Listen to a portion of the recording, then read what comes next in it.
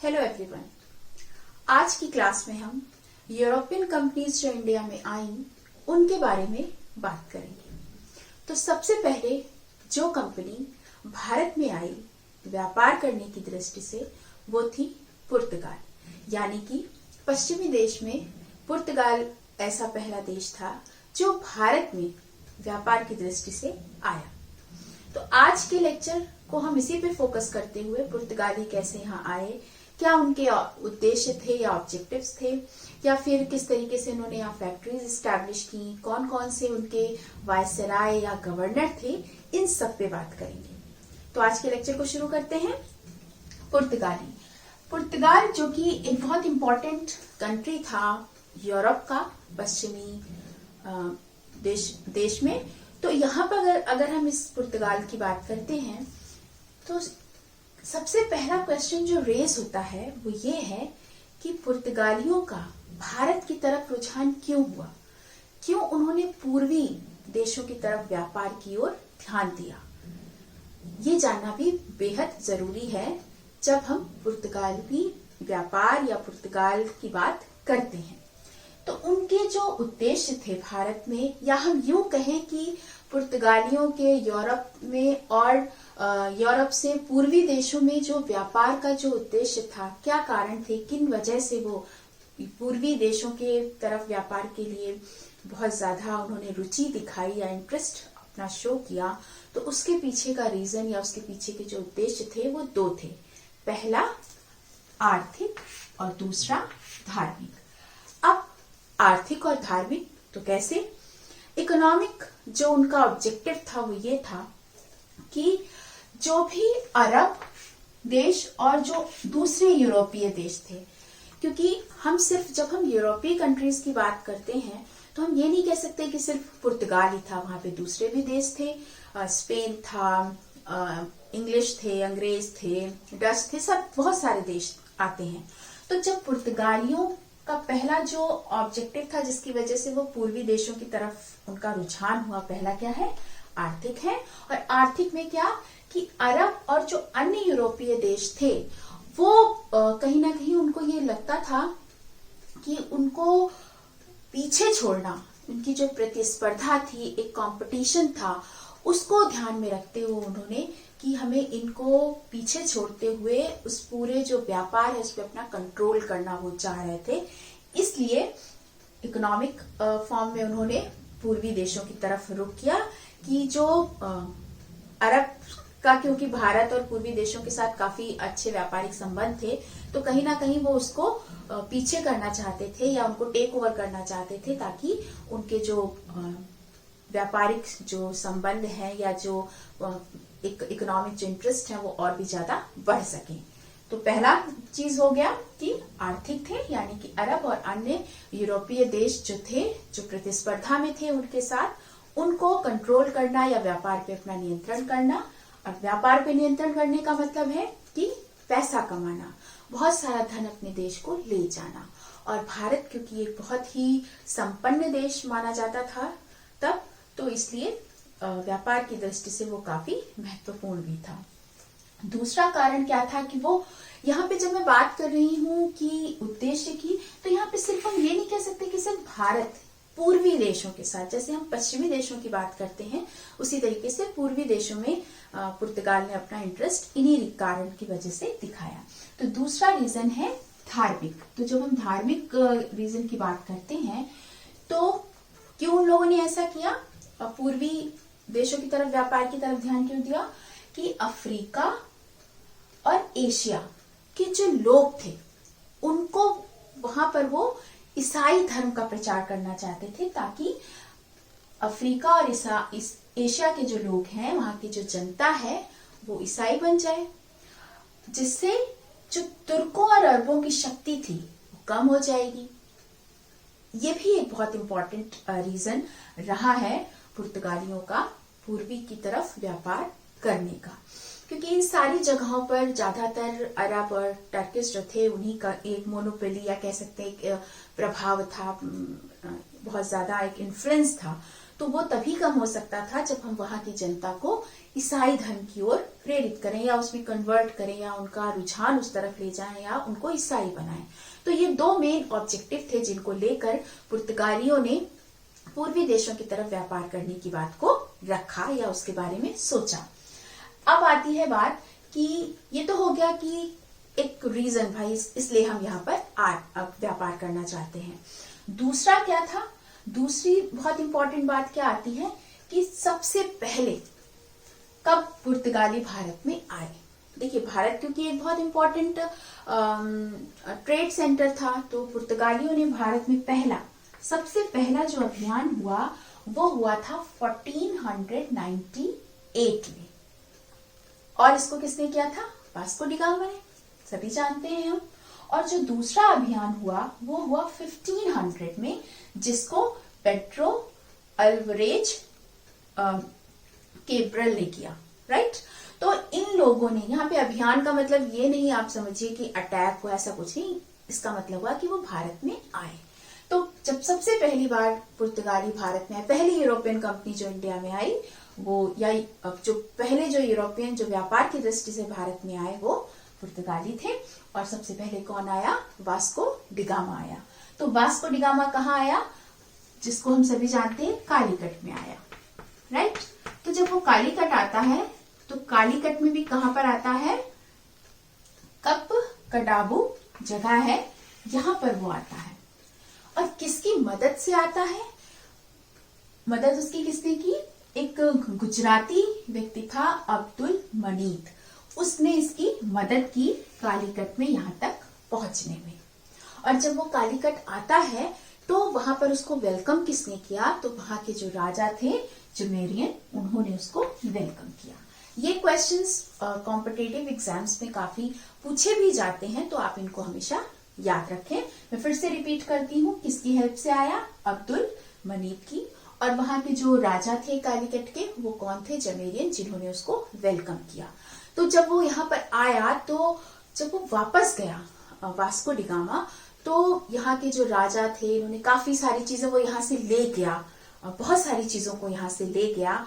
और जब अगर व्यापार की दृष्टि से देखें तो काफी जो चीजें जो वो वहां पे ले गया, तो एक मुनाफे के फॉर्म में देख सकते हैं, उसको काफी लाभ हुआ इन चीजों से, क्योंकि उसने जो सारा अपना जो खर्चा अगर उसको निकाल दें, उसके बाद भी उसको काफी प्रॉफिट हुआ जो चीजें यहाँ लेकर वो अपने देश गया। और इस टाइम फ्रेम में अगर हम देखें, इस टाइम बीइंग ये अराउंड 1498 या 1500 अराउंड अगर हम देखें, तो हम क्या देखते हैं कि जो पुर्तगाल जो था, वहां की जो कैपिटल थी, वो एक बहुत इंपॉर्टेंट ट्रेड सेंटर बन गई थी कुछ समय के लिए। जब वास्को डी गामा भारत आया, यहाँ से डिफरेंट चीजें यहाँ से ले गया, यहाँ के मसाले या दूसरी जो चीजें वस्तुएं वो ले गया, और वहां आके जिस तरीके से उसका व्यापार हुआ या जिस तरीके से लोगों ने उसको लिया, तो इन सारी चीजों ने कुछ समय के लिए पुर्तगाल की जो राजधानी थी उसको एक ट्रेड सेंटर के फॉर्म में डेवलप कर दिया। अगेन हम क्या देखते हैं कि क्योंकि अब एक बार पुर्तगाल वास्को डी गामा जा चुका था, पुर्तगालियों ने जिस तरीके से यहाँ की चीजों को लिया, समझा, तो दोबारा फिर से पुर्तगाली भारत में आए, जिनका नाम आपने पेड्रो, जो भारत आते हैं 1500। और इसी फॉर्म में अगर हम बात करें तो 1502 में वास्को डी गामा फिर से भारत आता है, उसी ट्रेड के पर्पस से भारत में वो फिर से एंट्री करता है। तो ये एक शुरुआत होती है भारत में पुर्तगालियों की। हालांकि हम ये कह सकते हैं यहाँ पर तो पुर्तगाली आ रहे हैं और वापस जा रहे हैं, यहाँ पे कोई उस वक्त कोई इनका एक ट्रेड स्ट्रक्चर स्टैब्लिश नहीं हुआ, ये कह सकते हैं व्यापारिक संरचना पूरी तरीके से स्टैब्लिश नहीं हो पाई उस टाइम फ्रेम में, लेकिन उसने एक नींव रखी, फाउंडेशन रखी आगे आने वाले पुर्तगाली व्यापार की या पुर्तगाली जो कंपनी थी उनकी ट्रेड कंपनी उसकी। इसी कॉन्टेक्स्ट में अगर हम बात करें तो 1503 में, देखिए बहुत कम समय में ही पुर्तगालियों ने अपने व्यापारिक जो अभिरुचियां थी वो दिखाना शुरू कर दिया, और 1503 में कोचीन में उन्होंने सबसे पहली फैक्ट्री अपनी लगाई।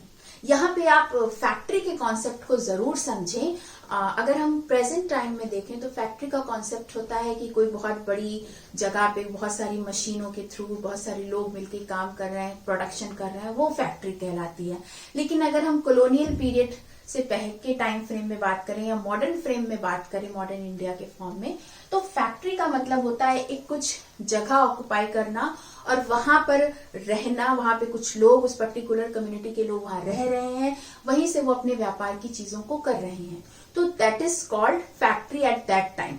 तो आप इस चीज को हमेशा याद रखिएगा कि जब भी हम फैक्ट्री की बात करते हैं तो वो कोई प्रोडक्शन फैक्ट्री नहीं है, बल्कि एक एरिया है जहां पर पर्टिकुलर उस कम्युनिटी के, चाहे वो पुर्तगाली हो, चाहे वो अंग्रेज हो, चाहे वो फ्रांसीसी हो, जो वहां पे रहते थे, वहीं पे उनका रेजिडेंस भी होता था और वहीं से वो अपना पूरा व्यापार की चीजों को हैंडल भी करते थे। तो वो जो पहली फैक्ट्री है वो कहां पर बनी? कोचीन में बनी। नेक्स्ट जो उनकी सेकेंड फैक्ट्री थी वो कहां पर बनती है? 1505 में बनती है कन्नूर में। तो दो जो उनकी इनिशियल फैक्ट्री आप देखेंगे कि 1498 में वास्को डी गामा आता है और यहाँ पर से बहुत सारी चीजें ले जाता है और कैसे उसके बाद धीरे धीरे जो पुर्तगाली थे वो अपना इंटरेस्ट शो करना शुरू करते हैं और 1503 में वो अपनी पहली फैक्ट्री भी लगा देते हैं। तो ये दिखाता है कि पुर्तगालियों ने बहुत जल्दी ही अपने व्यापारिक जो इंटरेस्ट है या अभिरुचियां हैं उनको दिखाना शुरू कर दिया था। नेक्स्ट हम इसमें पढ़ेंगे कि जो पुर्तगाली थे जब उन्होंने भारत में अपनी फैक्ट्रीज एस्टैब्लिश की तो वो फैक्ट्रीज जो एस्टैब्लिश हुई उनका एडमिनिस्ट्रेशन किसने किया, किस तरीके से उसको उन्होंने पूरा उसका जो एक प्रशासन है उसको संचालित कैसे किया गया, तो उसके लिए उन्होंने कुछ गवर्नर्स को भी अपॉइंट किया। तो आज अभी के जो इस लेक्चर में अब हम जो नेक्स्ट पॉइंट डिस्कस करेंगे वो है गवर्नर्स। आपको कहीं कहीं पे इस वायसराय भी लिखा हुआ मिलेगा। तो जो सबसे पहला गवर्नर पुर्तगाली गवर्नर था वो था फ्रांसिस्को डी अल्मीडा, जो पहला पुर्तगाली गवर्नर था बनकर आता है, क्योंकि इस टाइम तक हम देखते हैं कि भारत में पुर्तगाली जो फैक्ट्रीज थी वो स्टैब्लिश हो चुकी थी, कोचीन और कन्नूर की अगर हम बात करें तो जिसका टाइम पीरियड कितना है 1505 टू 1509। फ्रांसिस्को अल्मीडा जो सेकेंड उनका जो इम्पोर्टेंट गवर्नर है, यहां पर मैं जो इम्पोर्टेंट गवर्नर्स हैं हम उन्हीं की ही चर्चा कर रहे हैं। सेकेंड है अल्फांसो डी अल्बुकर्क, जो कि बहुत इम्पोर्टेंट था और इसको हम कहते हैं कि ये एक जो रियल जो गवर्नर था उस फॉर्म में हम इसे देखते हैं।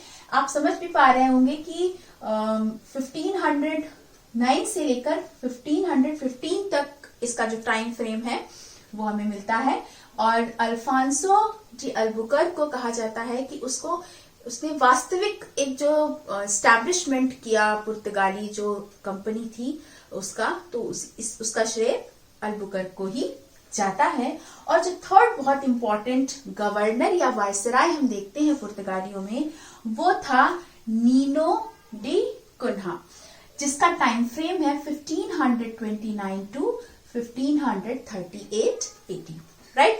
तो ये तीन बहुत इंपॉर्टेंट गवर्नर या वायसराय हैं जिन्होंने भारत में पुर्तगाली व्यापारिक कंपनी को आगे बढ़ाया और इस टाइम फ्रेम में उनके साथ बहुत सारे चैलेंजेस भी आए, बहुत सारी परेशानियां भी आई, जिनको पार करते हुए उन्होंने पूरे कह सकते हैं कि एशिया के जो भी समुद्री तट की अगर हम बात करें, मैरीटाइम जो ट्रेड है उस पे पुर्तगालियों की एक मोनोपोली को स्टैब्लिश किया, जिसको आगे जाकर अगर हम बात करें धीरे धीरे तो अंग्रेजों ने काफी ज्यादा कंपटीशन दिया। तो ये तीन इंपॉर्टेंट गवर्नर्स हैं।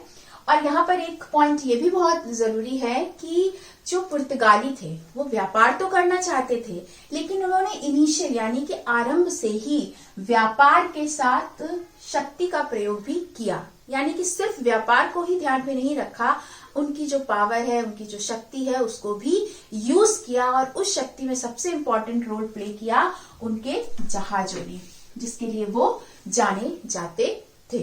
तो ये पॉइंट बहुत जरूरी है क्योंकि समुद्र पे अगर अपने आप को राज करना है, वहां पर अपनी एक मोनोपोली, एकाधिकार स्टैब्लिश करना है, तो जहाजों का एक बहुत इंपॉर्टेंट रोल होता है, जिसका पुर्तगालियों ने अच्छे से फायदा उठाया या उसका यूज किया।